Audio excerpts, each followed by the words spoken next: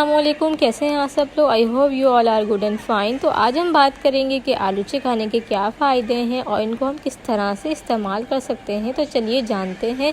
आलूचे खाने से आपके जिगर की जो गर्मी होती है वो ख़त्म हो जाती है, आपका दिल मजबूत होता है और आपका कोलेस्ट्रॉल कंट्रोल में रहता है।